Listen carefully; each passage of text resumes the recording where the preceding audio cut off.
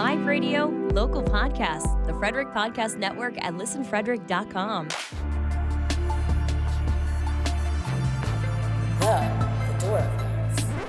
Hello and welcome to the Fedora Files. I am Gregory Fedora, and today we got a great show for you, or an interesting show for you. There is a statue in the greater Maryland, D.C., Virginia area known as Black Aggie, and it has a pretty interesting story as well as some interesting, scary essence to it. Now, it was originally created by a man named Edward L.A. Posh, and it is a plagiarism of another sculpture, which is done by a man named Augustus Saint Gaudens in the Adams Memorial of Grief. This statue was originally placed in the Druid Ridge Cemetery in Pikesville, Maryland, and that was in 1925. And then in 1967, it was donated to the Smithsonian.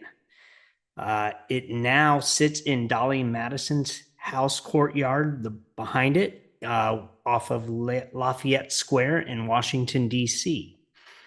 Now, what's interesting is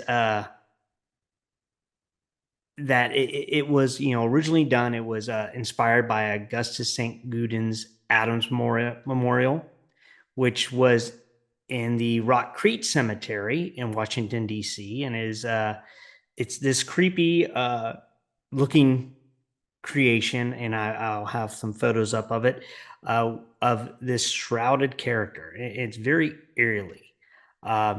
Now, the copy of it was in the early 1900s. General Felix Agnes, who was a French-born Civil War veteran and later publisher of the Baltimore American newspaper, he wanted to have a cool-looking statue for his plot in the Druid Ridge Cemetery. So he hired Edward Ludwig Albert Posch to create it. And he created the unauthorized and pretty much a near duplicate of Saint Gaudens' grief figure.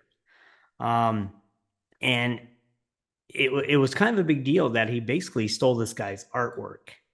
And it originally got it got named the Black Aggie, play off of the General Agnes's name. But people felt that because it was a stolen sculpture, stolen artwork, and it came from a cemetery, that it was cursed. And so the replica Black Aggie was a cursed statue. When it was installed in 1925, legends started swirling about. People said that at night its eyes would glow red. It said that the shadow of the statue would kill the grass, and if you walked across the shadow and you're a female, it would cause pregnancy complications. Teens would often sneak up on the statue and try sitting on the lap at midnight, and supposedly, according to legend, you would die doing this. So it continued to do so. By the mid-century, the mid-20th century, it really was considered like a cursed piece of art. And in 1967, the family was sick of people coming to the grave sites and kind of messing things up for their relatives who had passed on. So they donated the statue to the Smithsonian, and it got moved out. So then the cemetery was not being harmed any longer. There, some of the cool hauntings that people have claimed, other than, sitting on its lap at midnight. One time a man once stole one arm of the statue and claimed that the figure had torn it off itself. And over time, it just all kinds of vandalisms. Teenagers and fraternities and locals treated the site as a dare-based destination uh, through the 50s and the 1970s, and many people have these horrifying events where the creature or would stand up, would chase them out of the cemetery. They would hear moans. They would hear all these kind of things. So if you really want to go check it out, you can still see it. Like I said, it's in Washington, D.C., but it's a very creepy thing. And for one, I think it's kind of cool. Like I like these kind of stories of like creepy statues and destinations where you can go check these things out. And it is a very haunting image. It's a very haunting sculpture, and it kind of reminds me of if you go back to like the early 1800s, 1700s, these grave sites would have these very ornate and really cool looking depictions. And it kind of falls into that category where it's like this very eerie looking thing. It's not, and it's almost it's sad. Like when you look at it, you're like, I don't like that. It's not an angel, but it's not a demon either. It's just this weird looking sad individual in a shroud just sitting there. Um, and why the guy would want that at his cemetery plot, I don't know.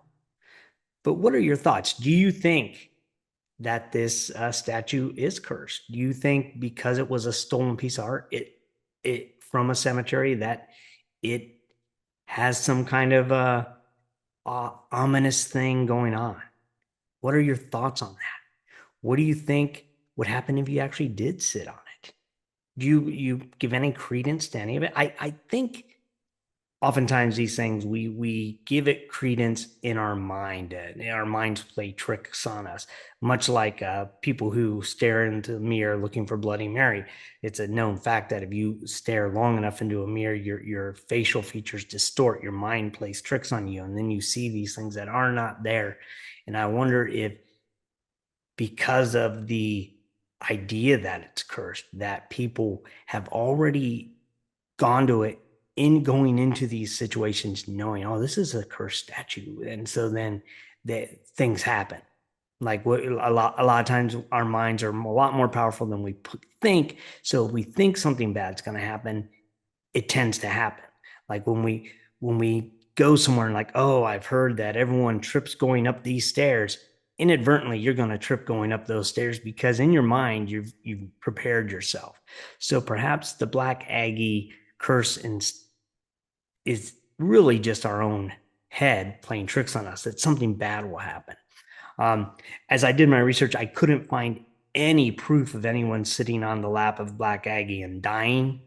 Uh, I saw lots of proof of vandalism because of it.